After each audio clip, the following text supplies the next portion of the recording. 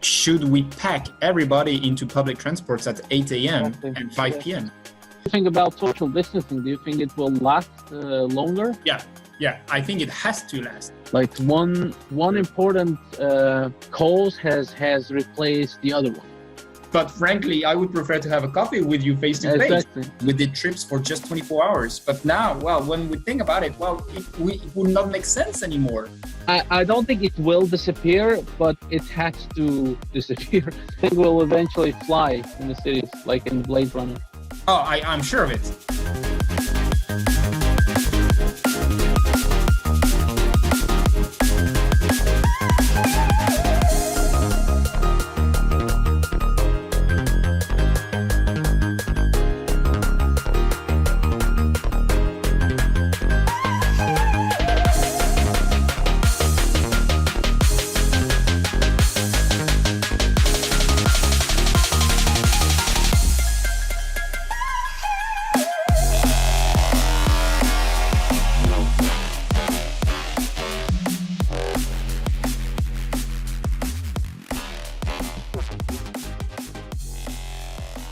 I think a very interesting topic to discuss is what we've just said. Should we pack everybody into public transports at 8 a.m. and 5 p.m.? That is, for me, one of the answers that city will have to think about. Well, there is a simple example. If we keep social distancing here in London, TfL is only able to carry 15%, 15% of their usual capacity. If they run 100% of their buses, underground or whatever. So what it means, we'll have to find a way to move the remaining 85% of the people. Mm-hmm. So either you balance the people, throughout the day, not just at 8 a.m. or 5 p.m. But you try to increase perhaps the availability, the frequency of the different modes of transport. So these could be interesting ideas, I think, for cities. What do you think? Yeah, but what do you think about social distancing? Do you think it will last longer? Yeah, I think it has to last. So I did a bit of research about the coronavirus. So I'm not a scientist. I am not a doctor. I'm just a humble analysis. But what I found is social distancing plus protection. So hand sanitizer, mask, whatever, are very powerful in open places and can be very powerful in public transports. So it has to stay. And because I don't believe that the virus will disappear. We'll certainly have a second wave, certainly during the winter. Everybody expects that. So we'll need to keep social distancing. That's my we're told, because what we were discussing about commuting and how should the offices function in the future. I think that's a more long-term solution we're talking about. And the question is, should we consider the virus and the social distancing at that long term all the time as a variable, or should we look further than the virus? I think we'll have to go further than the virus. You know what we say, to have a new habits, you need to do it during 60 days. Yeah. So this is what we are doing actually for the last 2 or 3 months. Yeah. So, and people are really afraid. People are shocked by this virus. I am still amazed to see how people are feared about this virus, and then they will behave accordingly. So this social distancing stuff, I think, will last.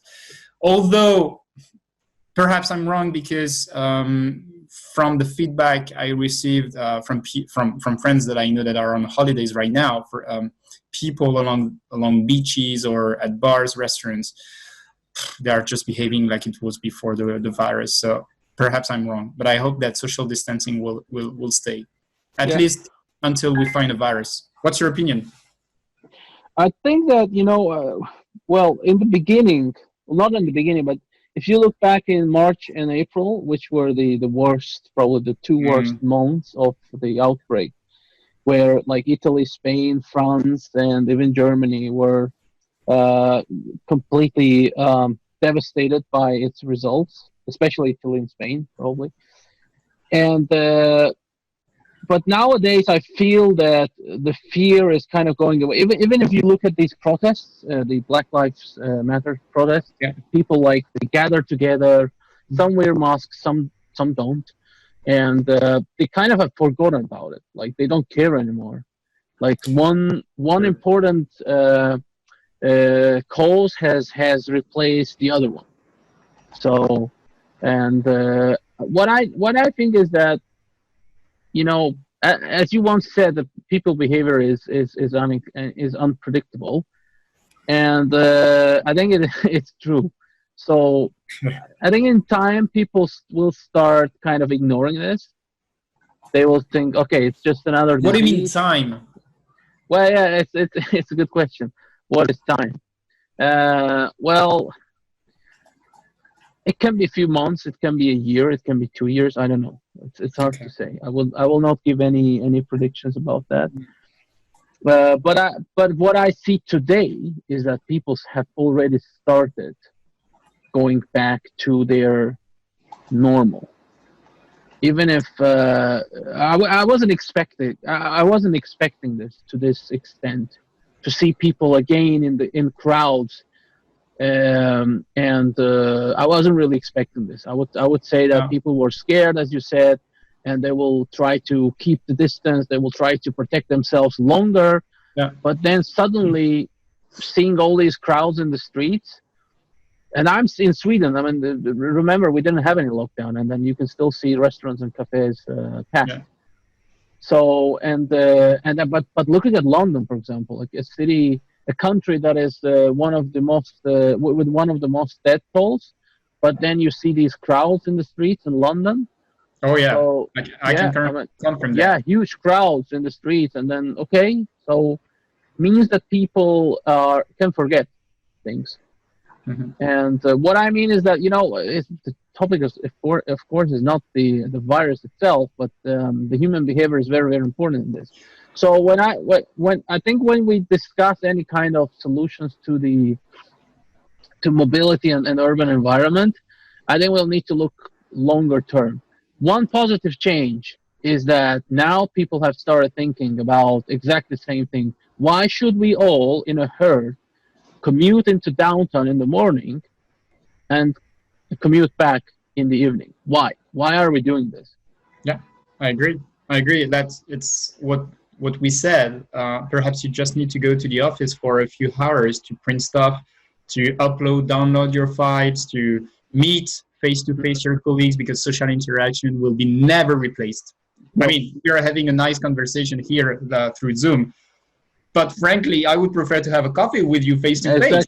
Exactly. So it will never replace. So I do agree with you. Why do you need to commute at 8 a.m.? Perhaps you just commute at 11, and you go back at 3. You were still at the office, and you saved a lot of time because you are not packed in a underground or bus line or a car that is slowed down due to the traffic. So I think it's very true. I mean, congestion in the cities is really artificial. I think it is artificial. What do you mean artificial? I mean, what I mean is that it's same as what we said before. It's just I mean, you don't have to be there. You don't have to be all in traffic at the same time. That's what I mean. It's driven by certain behaviors, certain I would even say bias. Mm-hmm. And that's driven by the employers, that's driven by the corporations, and this whole thing. I think it's just the echo of the of the 20th century, and we're still living with it. And the issue is with all the technology that we have right now, using that technology and applying it to accommodate that old behavior of having an office in a downtown. I think you are raising a very interesting point. So we have the working behavior of a professional environment without digital tools. But now we have digitalized our ways of working, but we are still behaving like we don't have this technology. We do have. you said, we go to the office, we travel to meet a client and then go back. Well, for example, I remember that, at my company, Neckermann Strategic Advisors, we did trips for just 24 hours. But now, when we think about it, it would not make sense anymore. We would not do that anymore because, we are realizing that Zoom calls are working quite well for this sort of situations. So I think we are now in this very interesting transition phase that we need to adopt new professional behaviors based on the technology that is surrounding us. And we have the new generation, and I consider myself as part of this new generation that is born with these tools. And I had a very, very interesting discussions with executives, people from top consulting firms. And they told me, well, Fred, if I ask my partner to make decisions over a Zoom call or, in a digital way, there is no way it's going to happen. No way. Because he wants to have the printed sheet of paper. He wants to sign it. Well, nowadays you can digitally sign things, and it's none of a problem. And I'm not criticizing because I can understand that if you are born in that technology and used to use that kind of technology, well, you cannot be blamed to. Yeah, I'll give you more. I'll give you more. There are still people who like stamping things. Of course, they can keep a stamp in a steel case where they take it out, with this with this epicness, and then they just stamp it. They want to do it to feel that they have actually done something important, something critical. Yes, of course. But now, if you think about it, we have more digital tools. We have this new generation that is rising in the corporate hierarchy, let's say, on the public side, private side. So the transition will come naturally, I think. Yeah, true. And that will impact mobility, to go back to mobility. Even if you think about that, like, for example, talking of cloud, right? So nowadays you can keep everything on the cloud. I once read an interesting, like, it was a funny line saying that there's no cloud, it's just someone else's computer. But yeah, that's true. Of course, there are these certain data centers somewhere which store all this data. Of course, you need that. I mean, you wouldn't just keep it somewhere. And then there's this blockchain technology now coming, which is changing that a little bit. But nevertheless, if you think about like why another reason to have a residential office, because normally companies would keep their servers somewhere in that building. Right, so they will have these in-house, like this on-prem storage. Okay. And that's another space. That's another energy loss because you lose energy, you lose heat, and then you have to cool them down. And that's basically a small plant that you're running somewhere in your building, and you use your electricity to do that, and use a lot of energy by losing heat. So, but nowadays you have cloud, and you don't have to have all these on-prem servers. You can keep it on someone else's computer. Yeah, it sounds insecure, but well, come on. I mean, nowadays you have all these services, and they do provide and they do promise a decent level of security, probably better security than you have on-prem, and you can establish on-prem. So. You have the cloud, you have these online collaboration tools, endless online collaboration tools. Competition is just immense. You have as well. Sorry, yeah, it is improving, exactly. Like even in Zoom, right? In the beginning, like somewhere in January, February, when everybody started using Zoom, there were a lot of different complaints and a lot of different concerns about Zoom. But they have developed, they have done a lot of work since then and improve the product. And same goes for their competitors. Like Teams is now offering even more. Incredible. They're doing the breakout rooms now. They're talking about the whiteboard. You can bring guests from an external network to just speak. Well, yeah, incredible. Yes. And if we now we've been talking about commuting within a city. Now let's go a bit further than that. What do you think about actually traveling between cities, like flying, for example? Right? Oh my goodness. Okay. Well, I have a very strong opinion about airlines. I'm gonna make enemies here. So I'm a private pilot myself. So I know a bit the airline industry because I practice, because I have a lot of friends in this industry. And for me, short haul to mid haul, so all flights below 2 hours, 2 hours and 30 minutes, inland, so not reaching island or whatever, will tend to disappear. For me, it doesn't make sense to take to fly for 2 hours or less. And we need to improve our ground services, so train, high-speed train, but also Hyperloop. I have a lot of faith about this technology. I hope it will break through. I know it's very expensive, very capex driven, but to answer your question, why do I think about flying between cities? I think it doesn't make sense, especially if we are talking about cities, because your point is to reach the center of a city. And when you land somewhere, you are still far away from a city. We have a very funny example in Belgium. So we have two airports for Brussels. So you have Brussels called Zaventem, and then you have Brussels South. It's not Brussels at all. I mean, you are still 100 kilometers away of Brussels. You're not in Brussels. What's the point? It's That's like called Charleroi, I think, right? Charleroi, It's like calling, I don't know, Manchester is London North. It doesn't make any sense. Yes, that's true. That's true. I mean, I will share your I would say your view on the short haul and medium haul flying. I don't think it will disappear, but it has to disappear. Not at least it can. Of course, it can remain, but I think it should be used for very special cases.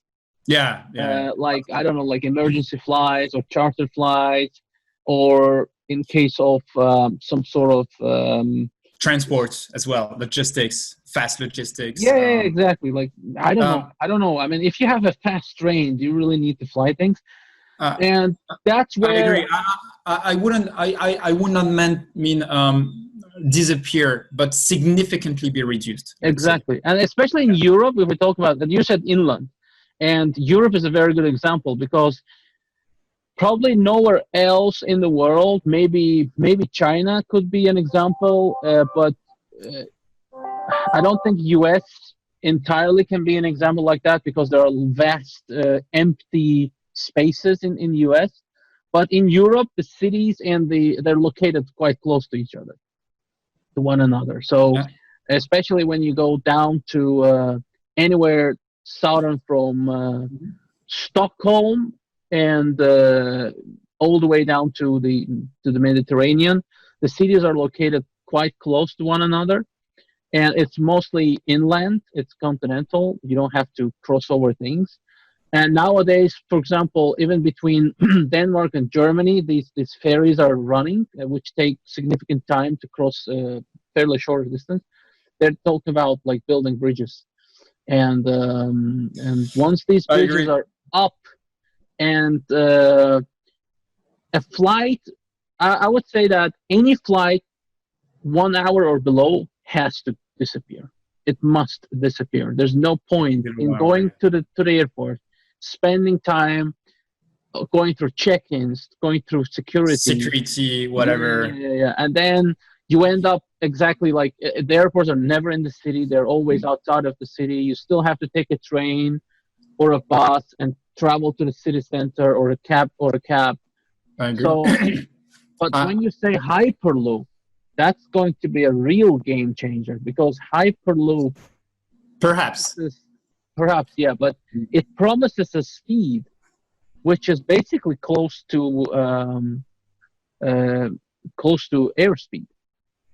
Well, they are talking about 1,200 kilometer per hour, but But I don't believe it's going to be reaching that speed. But perhaps the top speed, for certain parts, I don't know. Yeah. Just wanted to go back to what you said about the travels below 1 hour. There are 2 points I think very important for me. The first one is we don't see it, but the airspace is literally packed. Yeah. it is beginning very, very, very challenging to add new slots for airlines. And I know it very well here in London. It's just impossible. My friends who are pilots for airlines, they tell me, well, Fred, when we land in London, it's just crazy. It never stops. So that is one thing. And the other thing is the airline industry will be driven in the next coming years by the inland trips in India and China, just by these two countries. Because most of the flights over there are below 2 hours and 30 minutes, and these are inland flights. So, well, as you said, can't we just replace these flights by something on the ground that is efficient? Train, Hyperloop, autonomous vehicles. Why not? I mean, if you could get entertained in an autonomous vehicle for 6-7 hours, well, perhaps you wouldn't mind to be driven by a car. Yeah. I don't even think we need the Hyperloop now, because with the modern high-speed trains, even the ones we have in Europe, for example, I think the one in France is called TGL, is it? Yeah, like it reaches about 400 kilometers per hour. Something like this. And there are more others, like an average speed of 250, 300 kilometers per hour will already give you quite a competitive travel time between cities where the flight would otherwise take like an hour or an hour and a half. Nowadays, the train between Copenhagen and Hamburg takes about 5 hours. That's including 45 minutes on a ferry, and that's not the fastest train. I mean, it reaches like 200 kilometers per hour in some segments of the trip, but then otherwise, I think the average speed is probably around 150, 160. Yeah. And then there are lots of stops. And but just imagine that if you just add a bridge where the ferry crosses from Denmark to Germany, that already cuts the distance probably by 30 minutes. And then if you add a faster train, I think that journey can easily be brought down to 3 hours, even with the existing technologies. Yes. So that's a 1 hour flight distance from Copenhagen to Hamburg. And then you spend an hour at the airport in advance. That's 2 hours. Then you land. I mean, once again, you don't land in the city center. So if we assume you're going to the downtown, you need to take the train. So that's another 20-25 minutes ride on both sides. So what does it make? Does it make the same? And then just imagine that in a train, you can have an internet, you can have a more comfortable ride, and it's basically greener, or it can be greener. Nowadays, it can be greener, easier. It can be greener, I think you're absolutely right. Well, it is what we said. When you fly, you're still far away from the city center, whereas when you take the train, you should arrive in the center of the city. That is one thing. The other thing is the train industry is for a significant part of it driven by public authorities, because national companies are nationalized, owned by governments, and the infrastructure, well, we are always talking about public funds or public decisions, whereas when you build an airport, well, most of the time now they are private. They are run by private airlines, and you don't need infrastructure to link an airport to another, so you do whatever you want. And I think that's a very, very big difference. You are confronting two markets, one that is privately driven and another one that is publicly driven. And so there is one that is a bit more reactive, flexible, and the other one is a bit slower. So I think that, well, I'm not an expert in this, but perhaps if we make the train industry a bit more reactive by increasing the private share of it, that may be better. I can feel the experience. Here in the UK, train companies are private. So you have lots of different companies. And at the beginning, it was very disturbing for me because I come from Belgium, where you only have one company, which is the national company. And I was like, okay, which train am I supposed to take here? So that was very, very disturbing at the beginning. But the quality of the service here in the UK is fantastic. Is it? Trains are on time, most of the time clean, quite modern. So I have nothing to complain when I take the train here. Whereas in Belgium, well, I wouldn't want to criticize my friends at the SNCB. But frankly, the quality of the service is so different. Is it because one is owned by the government and the other ones are privately owned? That's the only difference. I don't know. I think it's a bit subjective, Fred, because, for example, the trains in Germany, like the ones that are run by Deutsche Bahn, the DB. I think it's also a publicly owned company. I'm not sure, but they're normally running quite well. So yeah, probably subjective, but I would definitely agree with one thing. When it comes to changes, when it comes to making big changes in development, publicly owned companies are much more, I would say, non-flexible or not very fast, not very agile, too bureaucratic probably. But what do you think of? Let me give you something else, and that's been in my mind for a while, because this train or railway alternative is a direct competitor to airlines, because it will basically cut their business, and that's what is expected, especially in Europe. That's happening. That will happen eventually. And what do you think if these major airline companies actually come in and invest and become operator of railways? That is a very good point. I don't know if it's like how commercially it's viable or feasible, but could that not be an opportunity? I see more synergies and relationships between airline and mobility operations inside cities. And it is already happening. You see a lot of partnerships to rent a car, to have, shuttle buses. Yeah, shuttle buses and etc. Express, With train, again, I will go back to the fact that is in some countries heavily public driven, and the connections might not be always good. Whereas when you were talking about mobility services, excluding public transports, these are privately owned companies, so the connections might be easier, to make deals, to create the connections between the services.